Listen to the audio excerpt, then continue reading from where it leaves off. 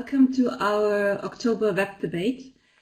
Today we meet to discuss the topic Visual Digital Diplomacy, Opportunities for Diplomatic Practice. This web debate is part of a series of debates that are organized by Diplo Foundation in the context of the International Forum on Diplomatic Training. As part of this, we meet once a month on the first Tuesday to discuss key issues in diplomatic practice, and we tend to focus on new and emerging topics, particularly with the idea of giving advice to practicing diplomats on these new and emerging topics. And I think visual aspects of communication are exactly that, something that needs greater attention and something that we should be debating, especially in relation to the importance to diplomatic practice. In a sense, visual communication is, of course, nothing new, but I think there's a lot new impetus and a lot of new importance coming through social media. Before I introduce our two speakers for today, let me pause for a second and actually flip the screen and look at our audience, because we have a very, very great thing today. We have the greatest diversity of participants we ever had. So we have registrations from 41 countries for this debate, and participants come from all continents apart from Antarctica. So this is a great first for us. Welcome everyone. We're very proud to see this, and I hope we will do you justice. Also, looking at you, the audience, this debate is meant to be as interactive as possible. So while in a short while I will hand over to our speakers to give us their overview and a brief introduction, the key of this debate is your questions and comments. So as we start to speak, please feel free to start bringing your questions and comments and start to type them into the chat. I will have a keen eye on these questions and comments, and I will relate them back to our speakers. But now, without further ado, let me introduce our two speakers for today. We have Ambassador Stefano Baldi, who is a career diplomat. Right now he's the Italian ambassador to Bulgaria, and before that, he was the head of the Diplomatic Training Academy of the Italian Ministry of Foreign Affairs. And then, coming from a slightly different perspective, we have Dr. Massimiliano Fusari, who is Associate Professor at the University of Westminster, but who's also a consultant on the analysis and the making of digital storytelling, multimedia storytelling, through his Visual Storytelling Academy. So what we will do now is I will hand over to Massimiliano to give us a flavor of what we are talking about when we're talking about visual communication and visual storytelling. And then I'm very keen to hear the reflections from Stefano on his perspective, especially keeping in mind that he's the practitioner who has some experience with visual forms of communication as diplomatic practice. But without further ado, over to you, Massimiliano. So welcome everyone, very excited to be here sharing some of the notes that I have been learning while practicing and producing visual communication and visual storytelling. And I'm trying to open the screen. Yes, here we are, finally. So I hope you can see my notes. Can you? Good, let's start. So let me start immediately. Today's webinar, we are going to have one main objective, which is to review the visual quality of digital diplomacy communication. There are two main challenges to this operation. The first one is to identify what is a digital diplomat, what is the role of a digital diplomat, and which role do audience have in engaging digital diplomacy. The second point is clearly coming after this one, what is a visual medium and how to inform diplomacy with effective visual tools. I will try to address the complexity of these two aspects by reference to three main points, which are overall encompassed by the notion that we should adapt and not adopt a medium-form perspective for diplomacy, which translates in being able to reframe and enhance visual storytelling kits to implement strategically this visuals toolkit towards the production and the understanding of digital platforms. This should be done across digital platforms as well as beyond digital platforms, because whatever the communication, whatever the message on digital platform, it ends up on us being outside digital pixel. And the third point is my invitation to remain flexible and adaptable. Adaptable is a notion that you will hear constantly throughout this webinar on visual media approaches, strategies, and tactics. So, I will discuss these points by reference to 3 layers of visual communication, because in order to do visual digital diplomacy, we need to understand what is a visual literacy. The first point is that it has never happened, like over the last few years, that we perform for audiences. Diplomacy is a performative act. Political communication is a performative act. And I'm going to use some being currently based in London. I feel very much about the Brexit. And we have a very clear example of what I mean. We have the Prime Minister of Luxembourg on 16th September, 2 weeks ago, addressing an empty chair press conference. He was performing for digital media. The second point is consequential to this. How do we edit content? Because images project, which is state without saying symbols. And hence, whether we use the picture on top or the picture below in storytelling a relation between Prime Minister Boris Johnson and Her Majesty the Queen, we are going to trickle down a series of consequential projection and understanding of power relation between these two players. Alongside content, we need to edit media forms.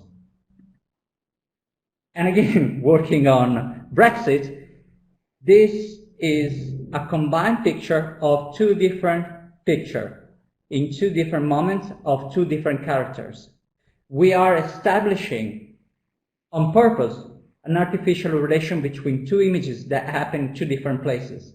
We can do so in this way as well as in this way. Depending on how we edit media forms, we are going to produce, again, specific projection of power relation. And that is the first point. But this comes with captions. We explain the visual through words. And hence, how do we caption this image? By reference to Prime Minister Boris Johnson, Javier Bettel, to Brexit talks, what? Consequently, the relation between the visual and the verbal is going again to reshape power relation and notion of communication. The third point I want to raise is the dissemination of diplomatic communication. We are moving beyond the the engagement of stakeholders, such as characters who actually are power brokers and are part of the conversation, can have a role in this conversation. We're moving beyond such notion into the notion of social media contributors, such as in the case of people being able to jump into a conversation, make their point, state their perspective, and actually being able to influence, if not redirect, conversation online. Wrapping up before passing over to Stefano. 3 points. Again, I like the 3.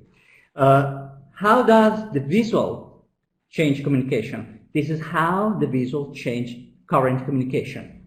2005, 2013, same place in Rome, same event, the election of the Pope from the Roman Catholic Church, 2005, 2013, 8 years. I hope there is no need to comment on this image to see how visual media are have become key players in all representation. This happened because of this shift from all the tools we see above, all the tools, the function of all the tools we see above are now into the single tool we all have in our hands. And that in Western countries, basically it's more than 100% in penetration. All over the world, current estimates state that more than 67% of the world population has one of these tools, at least one of these tools in their hands. It's the biggest semiotic change ever. The question, how to do visual diplomacy? And I'm going to do so by reference to a video which was produced and disseminated on social media accounts of both Prime Minister of Italy and Prime Minister of the UK of a moment of conversation, Brexit talks last February in Egypt, and it shows basically a very short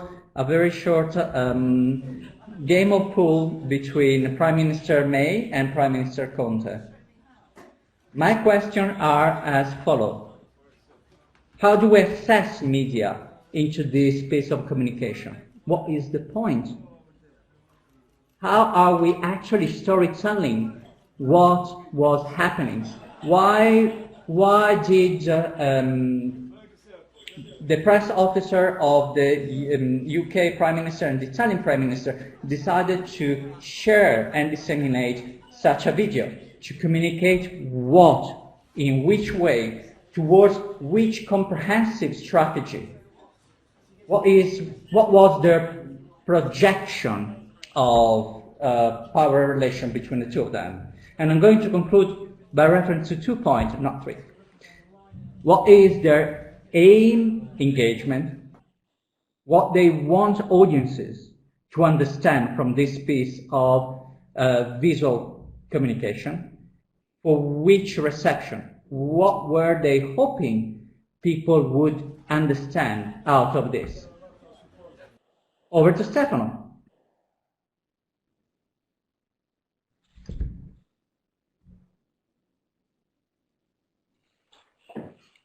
This after this video it's not easy to start for me, because and I'm not going to answer any of the last questions that you made. This will leave for those who are participating.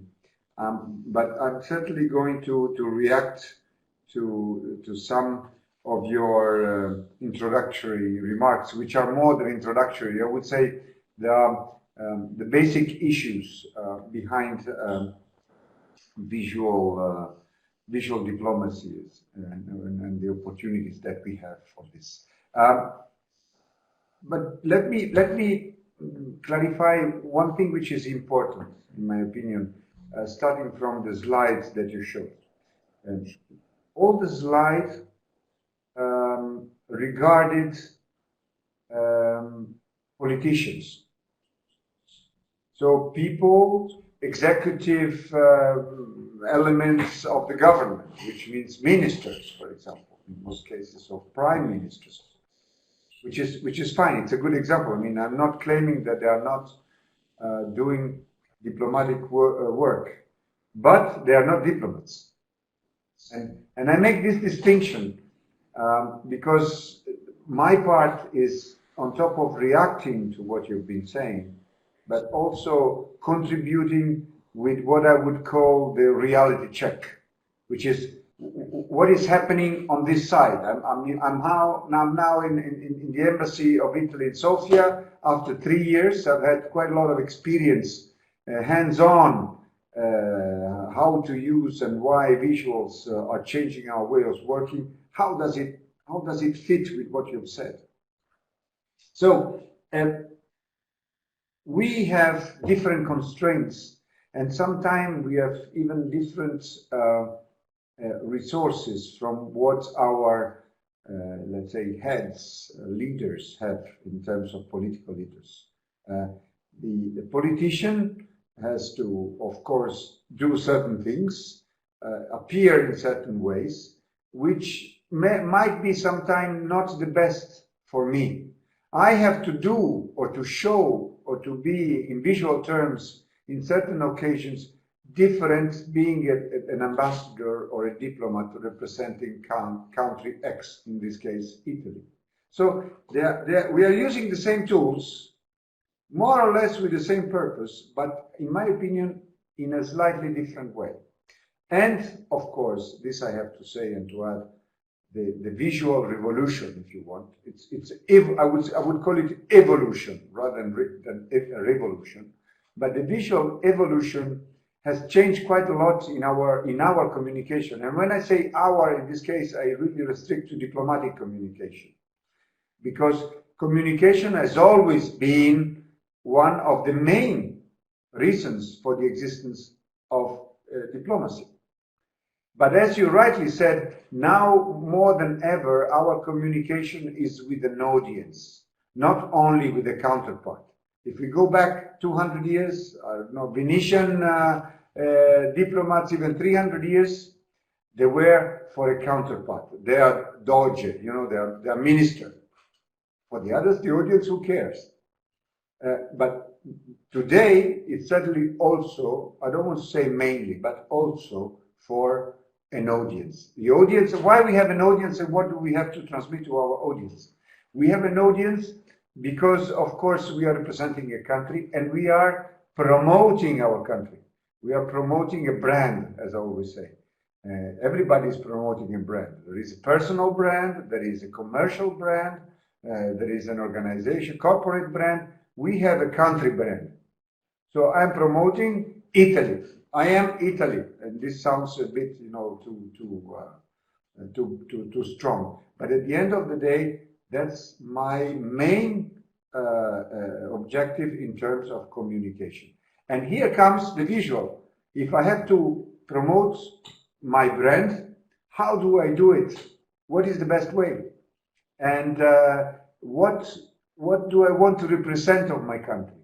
And here you really need a lot of skill and expertise, because of course you can even sometime in good faith transmit the wrong side. And certainly there are cases, we are all very exposed more than ever. This is another element.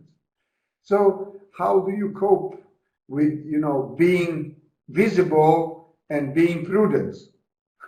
That's another question mark, because if you are too prudent, you are not visible, and therefore you are not communicating. So, and the other, let's say, element that I want to introduce in the reality check that we are making is resources. This is a very nice exercise, to be visually present, which means, let me translate visually present. In concrete terms, is to also use your image in social media. I don't even talk about websites. This is, prehistory. Well, of course, you also have to be in the websites. But I'm not talking about that. I'm talking about social media, which are really based mostly on image. Facebook, YouTube, Instagram, even Twitter. Without visual, it's nothing. So but for doing this, you need resources. And I'm not saying about money, which is also part of the game, because sometimes if you have to do something professional, which is the difference, you need, to invest a little money. But even if you want to do something less professional, but still acceptable, you need people with skills.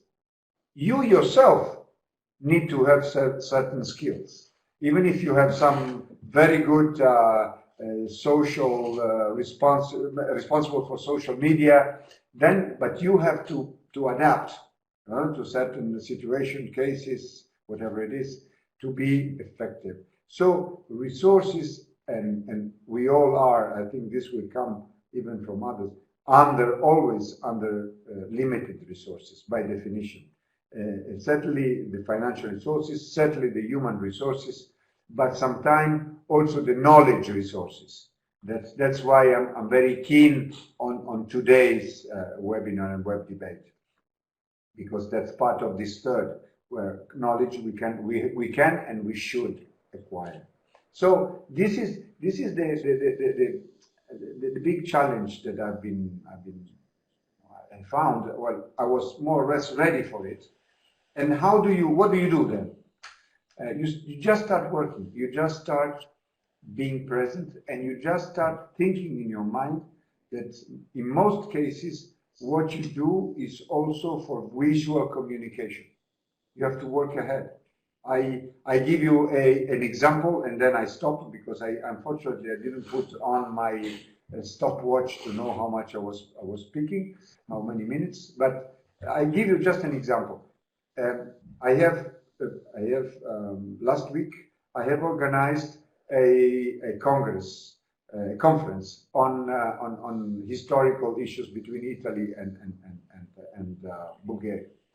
Okay, in the past, what you would do is just you organize a conference, you have some people coming and speaking, maybe you have some papers prepared, and then it's discussed and it's over. Maybe after this, what you do, it's only publish the acts of the conference. That's it. Today, if you don't do other things, this is a waste of time and a waste of money. You have to do the preparation and present something before announcing it, but also online, maybe explaining it. You have maybe during the conference, that's what we did, prepare some pictures and videos that you can use not only for the presentation but also for the theme you are covering. And then you have to distribute this online properly. And then you have maybe also to broadcast it, if not all, because it lasted something like 6 hours and that would kill everybody. But at least some parts of it, you have to broadcast them with Facebook, with whatever you want. You know, you have a channel.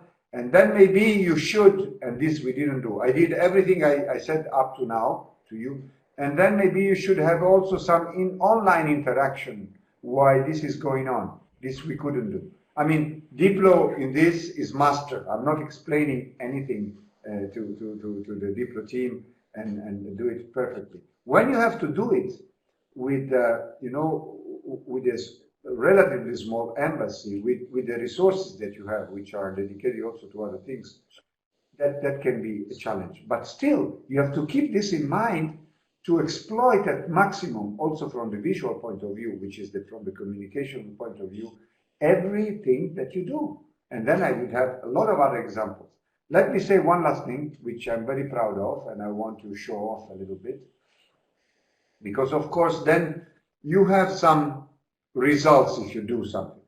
And the results in the social media is, also kind of followers, likes. Then we can discuss if they are all true. But now this is another web debate. But certainly you have some numbers. Well, today, I'm very glad to tell you that we reached in the embassy for the Facebook, which is the main social media here in terms of effectiveness. We reached 12,000 likes, which I'm very proud of, because when we started 3 years ago, and it was just open, it was 200. So if in 3 years ago from 200 to 12,000, I think you've done a decent job.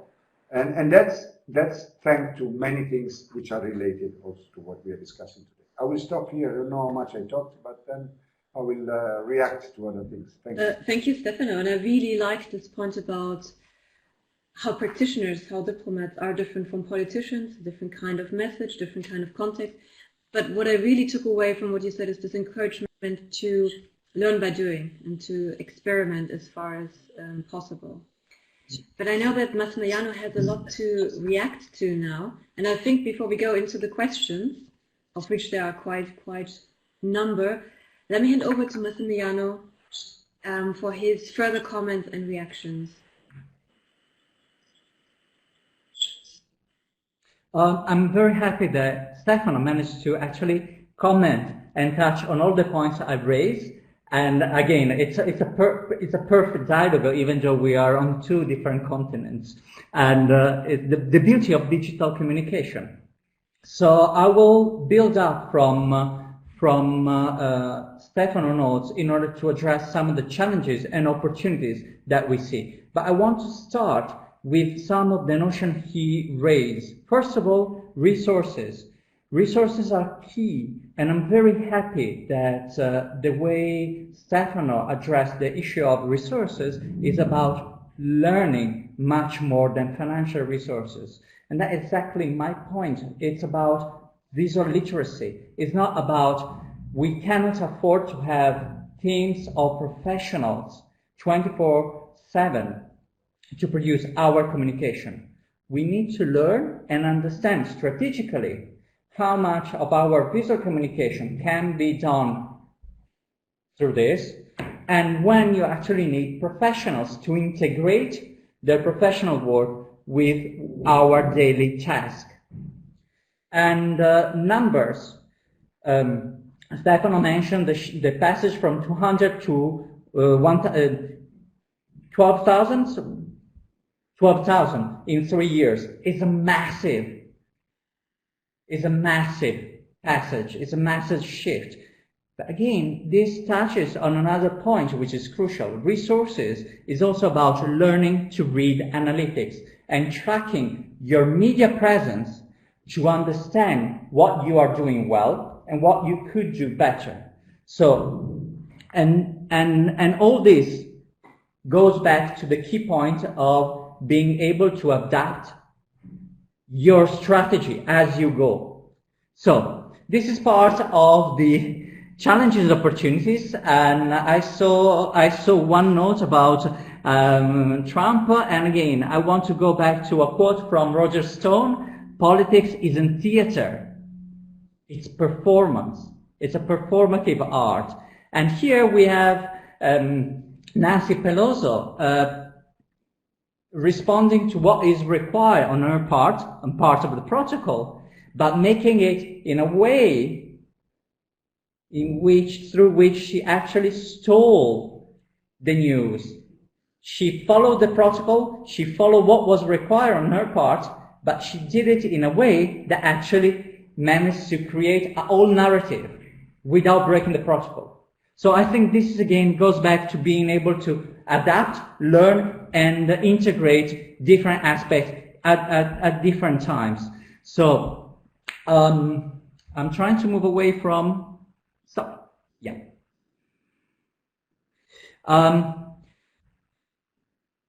Who is a digital actor, performer, and diplomat?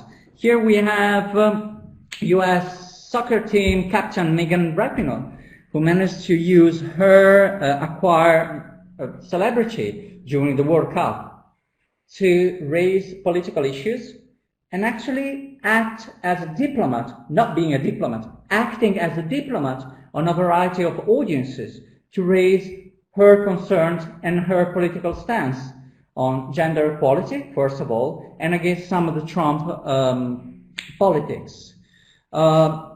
This is one example of a real person, but we also have, again, we go back to images being symbols. We have the question, are you with hashtag Wonder Woman, hashtag Twitter campaign? So 3 years ago, DC Entertainment, major Hollywood company, approached the UN to pitch Wonder Woman as the UN honorary ambassador for gender equality. We're talking about a cartoon who was translating to a movie to act as a diplomat. How can that be done? The point, again, we are going back to stakeholders and audiences. Not everyone was happy about the choice, and a public petition pointed out that the large-breasted white woman with an American flag motif is not really the appropriate person for the United Nations. So we had social media contributors hijacking the conversation and actually making Wonder Woman being fired in less than 2 months. The point that I want to use as a milestone of our contribution is that an image, because it projects storytelling, is many storytelling at the very same time. So an image is the white ray that we see on this image, and which approaches the audience, which is the priest, each one of us, and out of that white ray we have a whole array, a whole rainbow of meanings and messages. That's why what DC Entertainment and the UN, so as the perfect UN ambassador, was not perceived as such by a wide array of audiences. Let me use another case, again, which is much more diplomatic in a way. David Cameron campaigned for the Brexit referendum in 2016 for the Remain, was done mostly through use of images. One of the most important was exactly this one: visual, verbal narrative explaining your family future. We might assume this is a family, and they're walking towards their future, but at the very same time, and I'm not going to comment on the future that we see on this image, but at the very same time, they are walking away from us. They are leaving the stage. So actually, David Cameron's campaign on Remain was shown by showing people leaving. Wrapping up, digital communication is visual-led. Whether we like it or not, is visual-led. The visual is the product of form by content. Very happy to address this more in detail during the debate. It is also what informs both the medium and the message. Again, very happy to address this more in detail during the debate. Hence, visual diplomacy is about adapting a media-informed approach to engage content, form, and practices, enhance the toolkit that we have in our hands in a strategic way. Let's go back to the video from of Theresa May and Prime Minister Conte. What was the strategy? Why both press officers were using that? And the point is storytelling diplomacy in an organic way across multiple media channels and platforms and beyond social media. As such, my tentative definition of visual diplomacy is the credible, and this is the key point, credible, visual storytelling of who does what to whom, and again the role of audiences. And I could not find a better representation of this point than this one. Again, form and content, message, the medium, Twitter, visual and verbal together in a very intelligent way. A piece of cake? Sorry, no cherries. Resources. I will be sharing some resources which I found particularly relevant for the debate at a later stage after the end of the debate. If you think there is any way I can help you, anything I can clarify, if you are interested in my long article, very academic, on visual storytelling for digital diplomacy, which I'm going to publish soon, drop me a line at Fusari, the Visual Storytelling Academy. You want to have a conversation? Same answer, drop me a line. And I wish to close this part of the debate with another piece of very interesting visual diplomacy, which is this one. Is this visual diplomacy? Whom was Mr. Putin, President Putin, talking to at that time? What was the role of media time in accepting this representation? And so on and so forth. So thank you very much for your attention. I look forward to a very lively debate. Right now, back to Kat. Thank you. Thank you, Massimiliano. What I just noticed, it's great that you gave us a definition of visual diplomacy. This is something that we can work with. The other thing that I will definitely take away from your presentation is the question of adaptability and the need to be adaptive throughout. There are many questions and comments that we could start from. I want to start from two, which kind of bring us back to this debate of the question, what is the core of diplomacy? So we had one comment by El Haj Musa Ben Musa, who asks you to reflect on a quote. And the quote is, "Digital diplomacy and internet activities as a whole can greatly assist in projecting a state's foreign policy position to domestic and foreign audiences." So kind of bringing this back to the state interest and, well, communicating that. And I want to add a second question that came through in the comments, which is related to this point about controlling the message and how it is perceived, which is extremely difficult. Massimiliano, for example, you said that an image can be many stories, and you showed us one of the tweets where someone added, what was it, Homer Simpson to this image of the recent EU meeting where Boris Johnson was absent. So basically what I'm trying to say is, once a message, an image is out there, there is a sense that you cannot control the story, and more importantly, you cannot control how it is changed, adapted, maybe put into the form of a meme, and then something completely different happens. And my sense is that in diplomatic communication with domestic and foreign audiences, there's a sense that there needs to be a measure of control. At the same time, this seems to be utterly impossible in a sense. So this kind of two key things, and there are many more in the chat, I would hand over to you, Massimiliano, and then Stefano for comments on this question, on these two questions. I don't envy Stefano's job in any way. I think there is not a worse time to have to think how to communicate as a diplomat.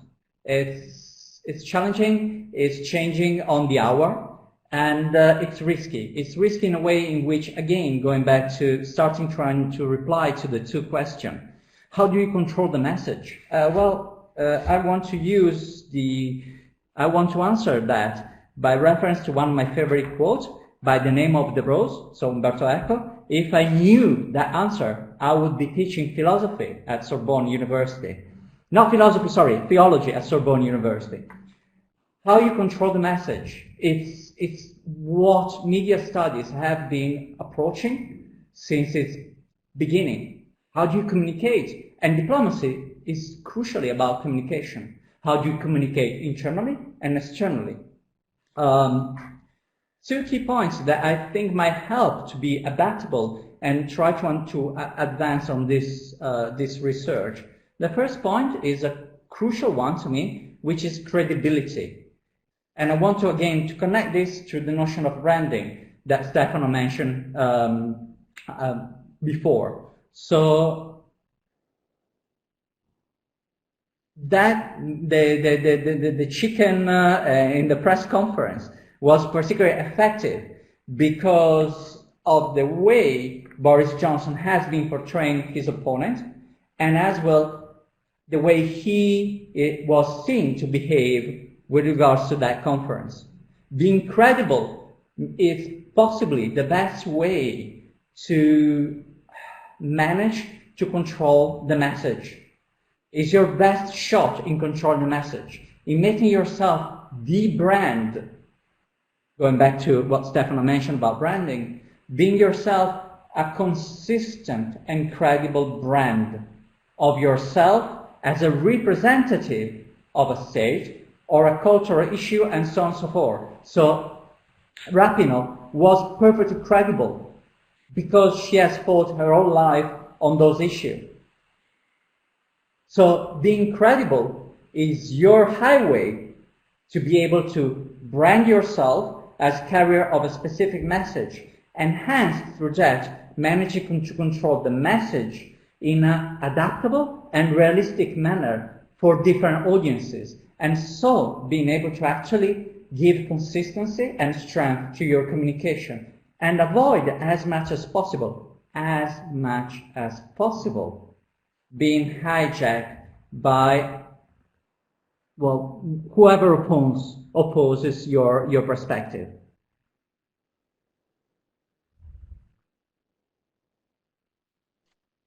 Stefano. Thank you. It's my turn. Yes. There are so many things I would like to say. So now I started my stopwatch. So I will in a way cut at a certain moment, because I get distracted by the interesting remarks and very stimulating that I see there. So I'm sorry if I will not really answer some of the issues that you already underlined, Kat. But let me start from the quotation that was made. Let's put it this way, kind of, because it's interesting. And let's stick also to visual diplomacy, okay? Because it's a bit broader what it says: digital diplomacy and internet activities. That's much broader than what we're talking today. But if I look from my experience on promoting, let's say, the state's policy positions, I mean, foreign policy issues or foreign policy positions, let's put it this way, or even statements by our government and so on. Of course, we try to use this also in our visual. They're not very easy to visualize, first of all. Mainly they are statements or something.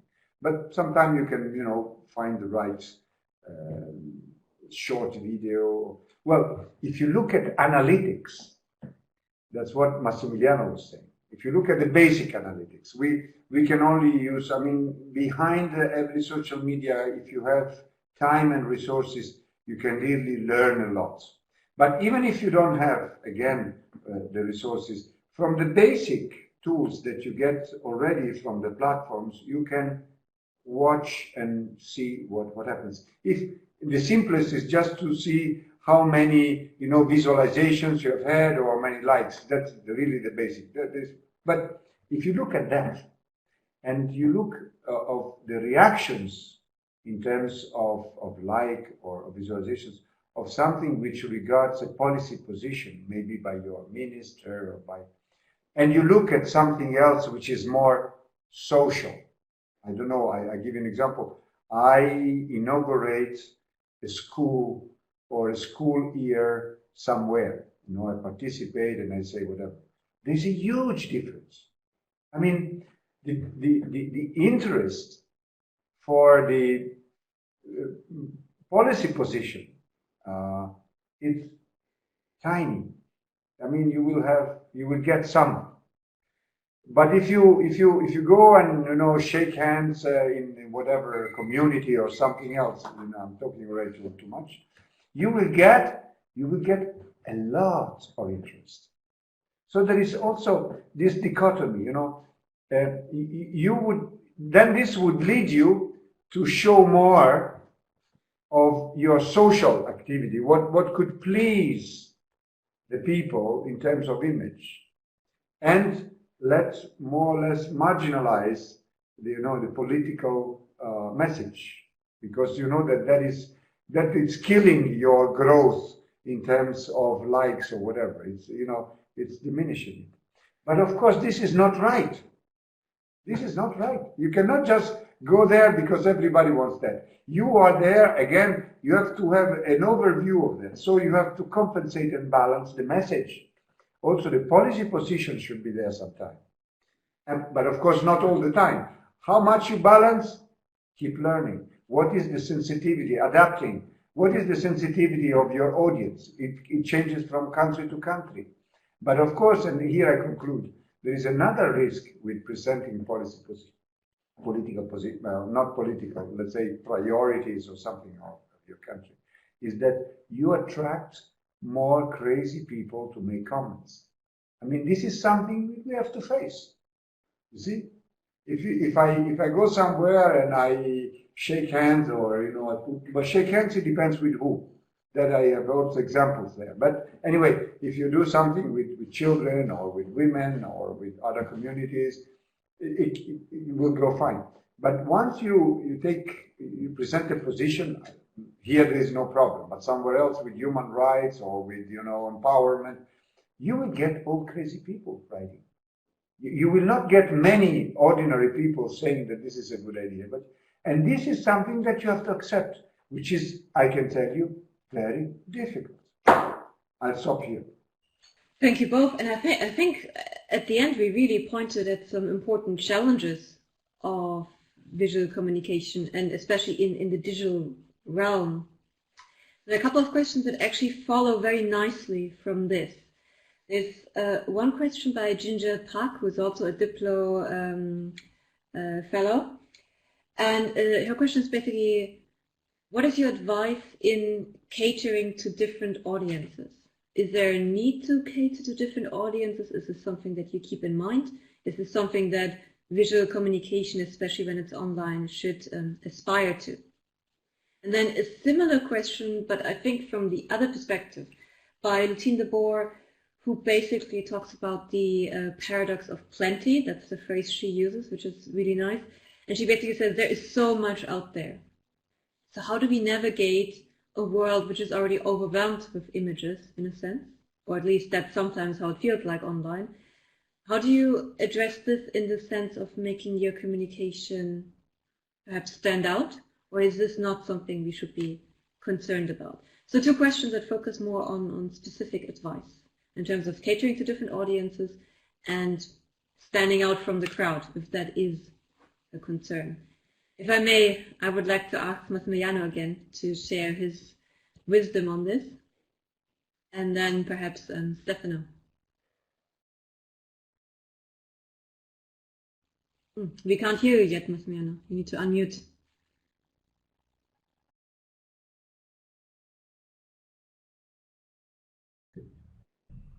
Hello? My apologies, I don't know what happened. So, how to cater to different audiences? Once more, if I knew the answer for that, I would be teaching theology. I would possibly not even teaching. I would be much more. How do you cater to different audiences? The best way to answer is actually to question what you mean by audience, and it's not trying to avoid the question, but without defining what is the audience and who is our target audience. Again, going back to the paradox of plenty, we might decide we are only interested in reaching out to 10 people, and the 10 people can be our audience, and we don't care about the others, and we run all of our communication and all of our strategy to reach and communicate and engage these 10 people. Or we just might want to go for numbers, and we are not really interested in whether our numbers are true or fake. So how do we cater to different audiences has also a human connotation. How would you define me as audience? Let's go very simple definition. I'm Italian by birth. I'm 47, I've been away from Italy for the last 30 years. How Italian am I? Is a migrant from Mali who came to Italy 10 years ago and he is now 18. And so he's 18, he's from Mali, and he has been in Italy for the last 10 years. Most probably he is much more Italian than me. But again, we go on projection of identity, projection of audiences, and definition of audiences. That's why analytics is crucial to at least manage some basic notion of audience and some basic engagement. So, and that refers also to the paradox of plenty. Yes, there is huge amount of information over there, and we cannot manage in any way. We have to choose, but that has always been the case.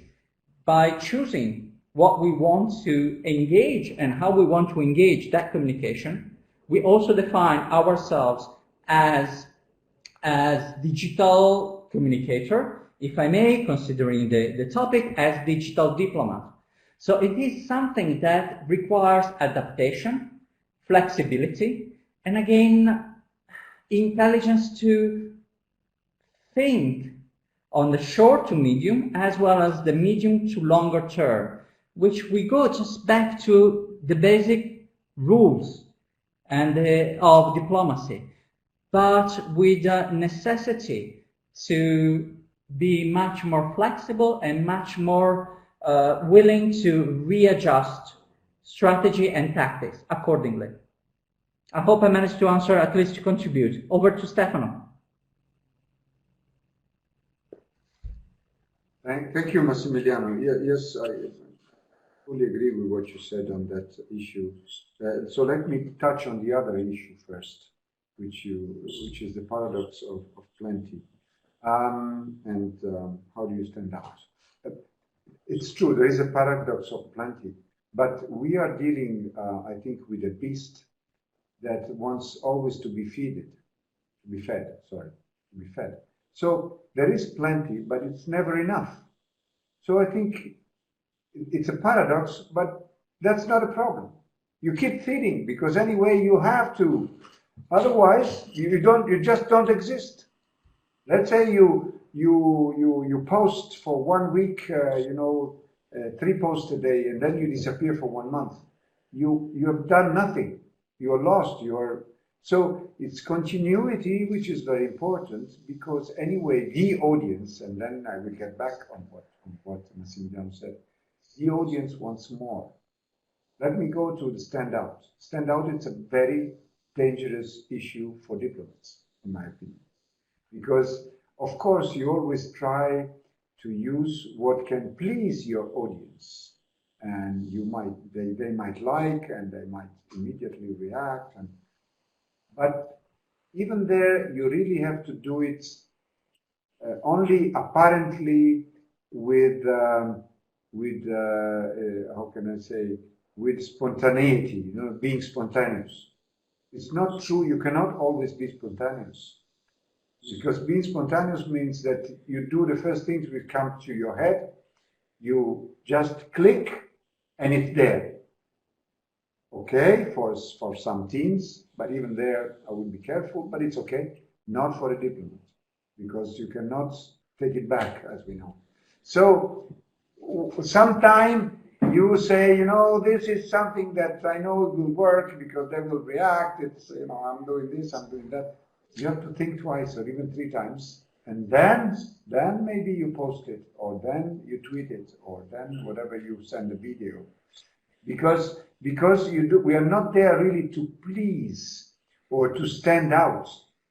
We are there to present a country, and I go back to what I was saying before. We are there to sell our brand, and if our brand is outstanding, which we all think, every diplomat thinks that his own brand is the best and it's outstanding, then we have to really present the right side of it in the right way, trying to be honest as much as we can, but at the end of the day, we are civil servants, and there is a national interest. All these words, they have a meaning.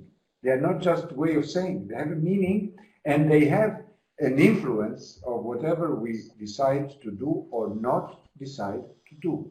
I just close on the audience. Audience, it's something we have to decide ourselves. I mean, I am here. I cannot think that my audience is the whole world and everybody and all languages, all colors, all religions. That's not the point. It doesn't work this way. It cannot work, and it wouldn't be right. So I have to make priorities.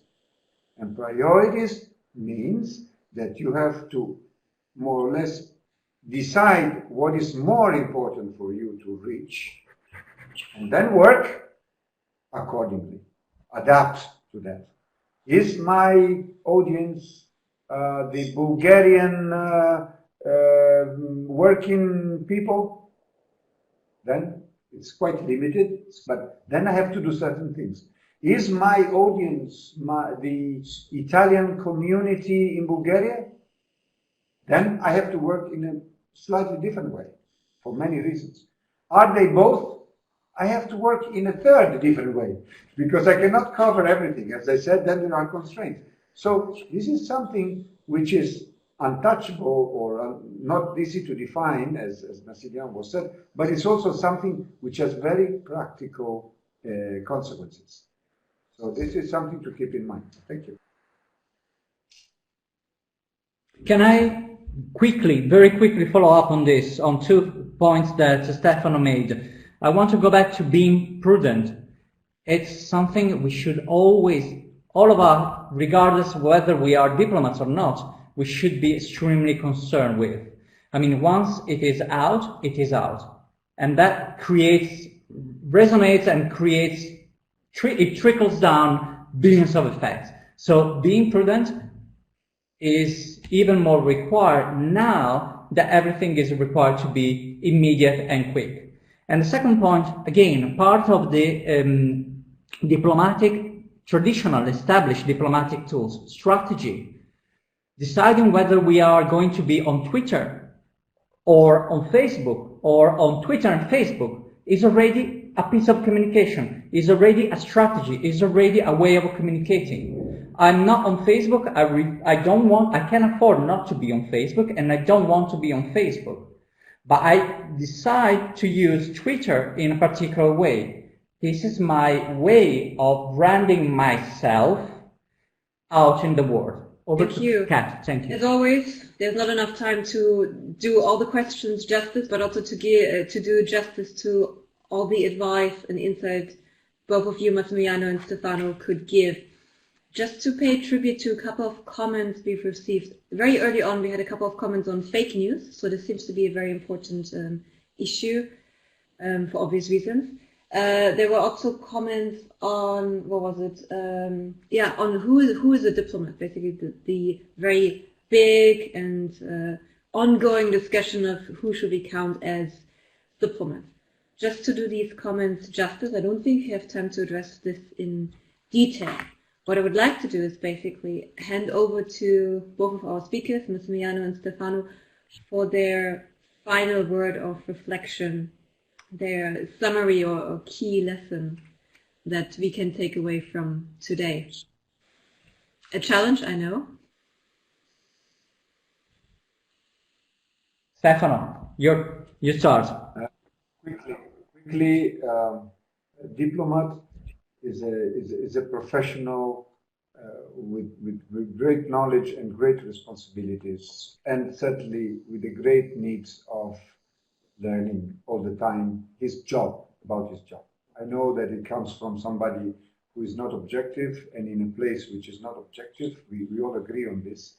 But the more we go on, if I look at the 30 years I've been in the career and also contributing and collaborating with Diplo, and I see how much every day we have to be humble enough to keep learning and at the same time applying what we learn.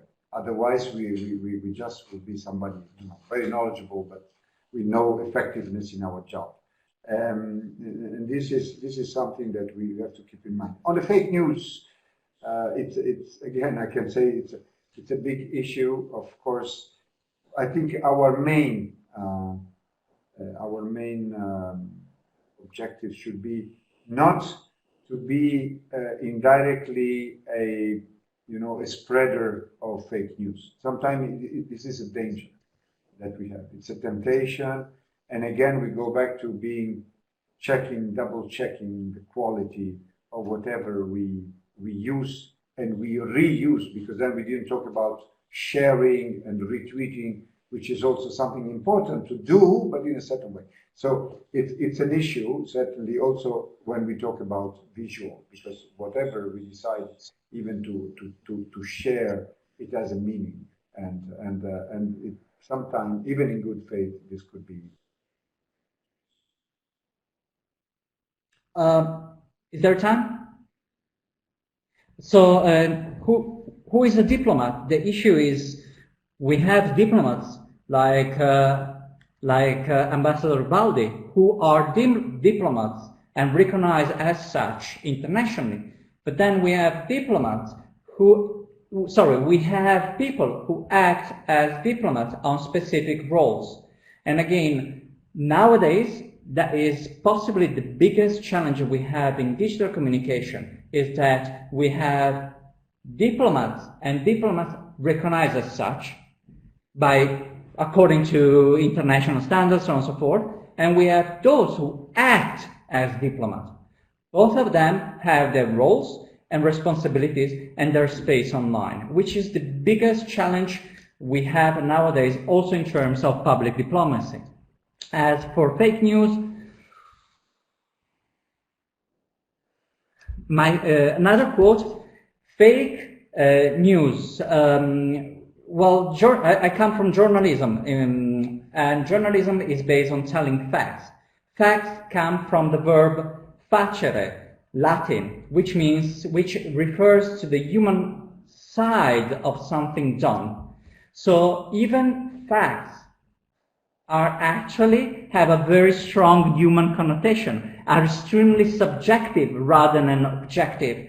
Facts are per se a subjective piece of information, and that's why storytelling is crucial in the way we actually connect the dots, connect the facts in order to create a credible story. And we need to move away from the notion of story as something per se fake. Story is the way we arrange facts and data. And it wouldn't be fair to say more on fake news. I hope there will be other opportunities to actually continue the conversation in another webinar or in other places. So with this, I hand over to Kat. Thank you. All that's left to do for me is to thank both of our excellent speakers for sharing their knowledge, their experience, their opinions. So thank you to Ambassador Baldi. Thank you to Dr. Fusari. It has been an absolute pleasure. Also, thank you to our audience for your questions and comments. We had a very active conversation in the chat, and it was amazing to see also all the different directions that the discussion went in. I hope we did at least a little bit of justice to your questions and comments. Last but not least, we will be back in November with our next web debate. Very different topic, the topic of the diplomacy of natural resources in the Middle East, and I'm putting the link here if you're interested. So next month, join us for a very different topic, nonetheless a topic that's also important for diplomatic practice. For now, thanks to the speakers, thanks to our audience, and I hope to see you soon. Thank you. Thank you.